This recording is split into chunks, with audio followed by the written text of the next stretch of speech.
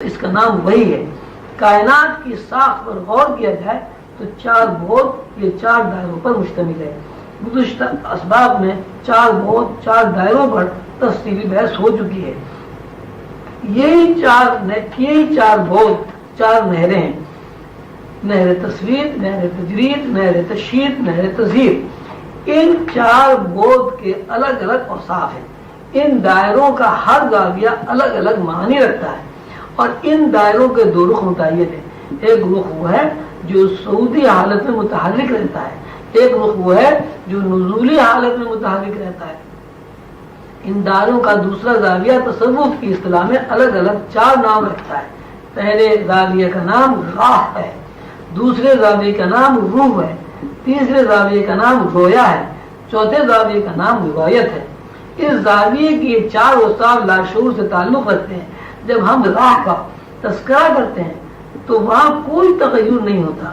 راہ میں لا مکان، مکان زمانی و مکانی دونوں فاصلے معلوم ہوتے ہیں۔ ازل تا ابد کی تمام واردات ایک ہی نقطے میں ہوتی ہیں۔ جب ہم راہ میں سفر کرتے ہیں تو ہمیں خد و خال نظر نہیں آتے۔ جب راہ میں حرکت پیدا ہوتی ہے اس کا نام بدل جاتا ہے۔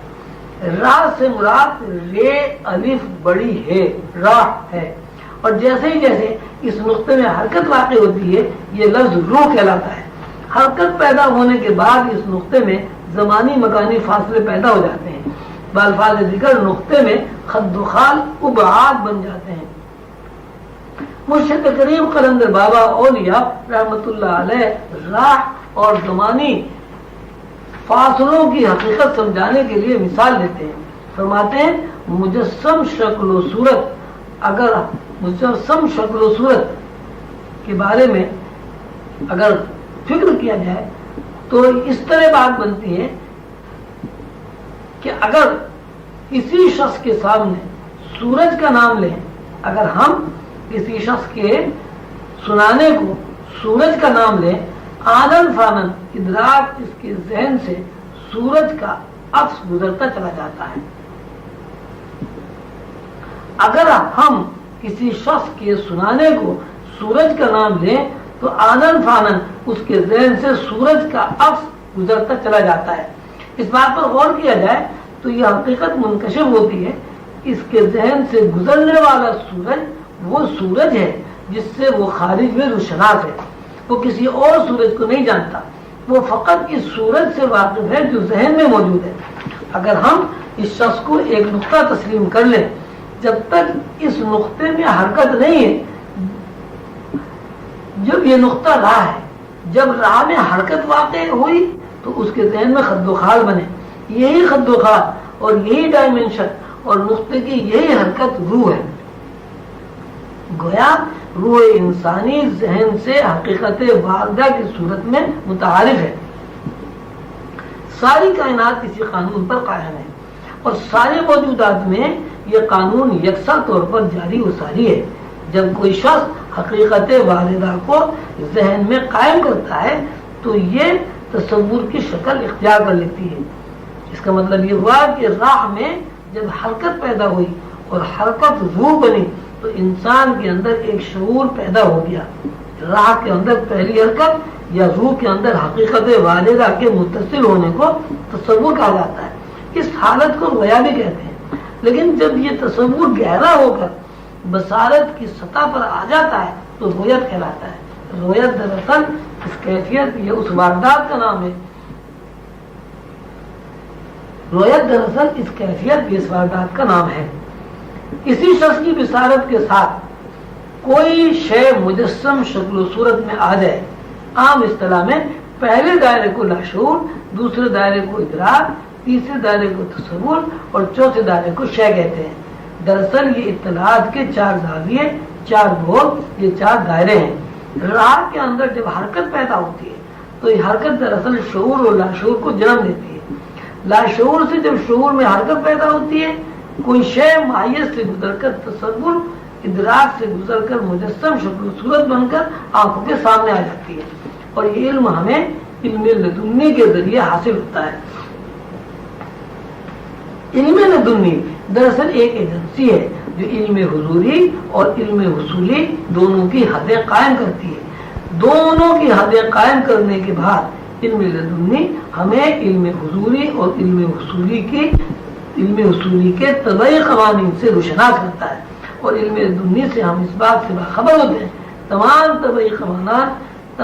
طبعی قوانین روحانی قوانین کا اتباع کرتے ہیں. کائنات کی تقسیم کو جب شعوری انداز میں بیان کیا جاتا ہے تو اس کے 4 درجے متعین ہوتے ہیں. پہلے دائرے کو لاشعور، دوسرے دائرے کو ادراک، تیسرے دائرے کو تصور اور چوتھے دائرے کو شے کہتے ہیں. کائنات یا کائنات کے کسی فرد کی تخلیق پر جب غور کرتے ہیں اور تخلیقی فارمولے سمجھنے کی کوشش کرتے ہیں تو کائنات اور افراد کائنات کی 4 سطحیں متعین ہوتی ہیں. جیسے کہ بیان کیا جا چکا ہے کہ کائنات کی پہلی سطح وضع لاشعور ہے. یہ سطح کائنات یا افراد کائنات کے اندر بہت گہرائی میں واقع ہے.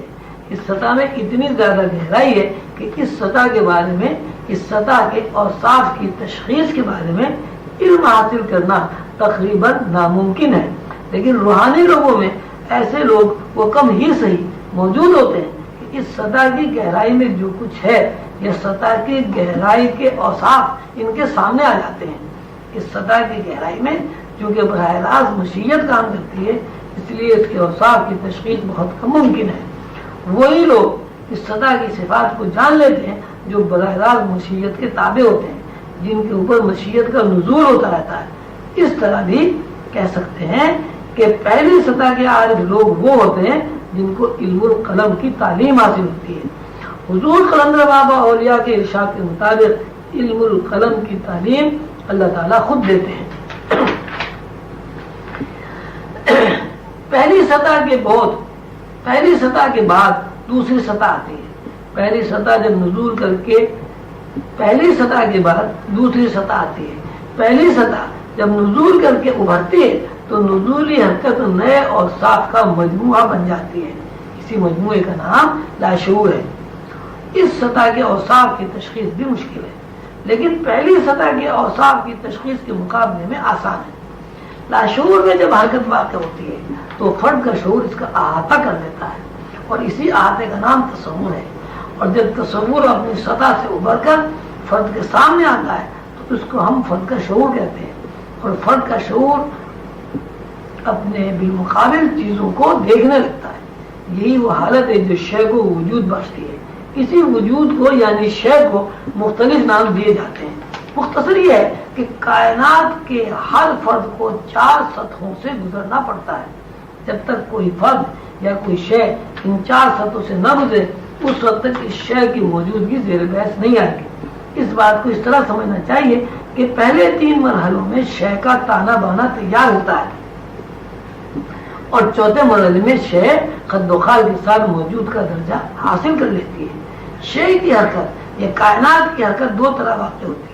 ایک حرکت کو طولانی حرکت کہا جاتا ہے اور دوسری حرکت محوری حرکت ہے. طولانی حرکت ہو یا محوری حرکت دونوں میں ایک وقفہ ہوتا ہے لیکن طولانی حرکت بجائے خود ایک وقفہ ہے. وقفہ یا وقت ایسی مکانی حالت کا نام ہے جو طولانی سفر میں گردش کرتی ہے. مذکورہ 4 شعور جب طولانی سمت میں دور کرتے ہیں اس دور کا نام وقفہ، ٹائم یا زمان ہے. لیکن جب 4 شعور محوری سفر میں اپنی مرکز کی طرف سے دور کرتے ہیں اس دور کو مکان یا اسپیس سے تعبیر کیا جاتا ہے. قانون یہ ہے کہ طولانی حرکت یا محوری حرکت یا مکان و زمان کی دونوں حالت ہیں طولانی سمت میں اور محوری سمت میں ایک ساتھ گردش کرتی ہیں. یہ دونوں گردشیں مل کر شعور کے اندر مسلسل تخلیق کرتی رہتی ہیں. اس کی مثال ہم لٹو سے لے سکتے ہیں. ڈوری میں باندھ کر لٹو کو پھینکا جاتا ہے. لٹو گھومتا ہے تو لٹو کے گھومنے کی حالت زمانی مکانی دونوں طرح ہوتی ہے. لٹو محوری گردش میں گھومتا ہے اور اس گردش میں طولانی گردش میں آگے بھی بڑھتا ہے. طولانی گردش میں آگے بڑھنا مکانیت ہے اور محوری گردش میں ایک مرکز میں دائروں میں گھومنا زمانیت ہے. لٹو چلنے کے بعد جب تھمتا ہے تو دیکھنے میں لٹو چند منٹ کے لیے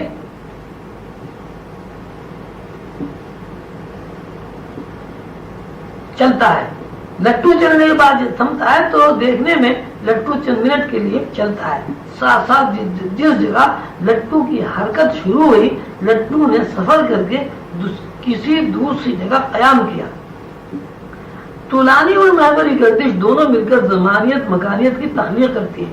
ہم طولانی حرکت کو اپنے حواس میں سیکنڈ، منٹ، گھنٹے، دن، ماہ اور سال اور صدیوں کی شکل میں جانتے ہیں اور شمار کرتے ہیں، لیکن اس کے ساتھ ساتھ طولانی گردش کو اپنے حواس میں منٹ یا مکانیت کا وقفہ شمار کرتے ہیں.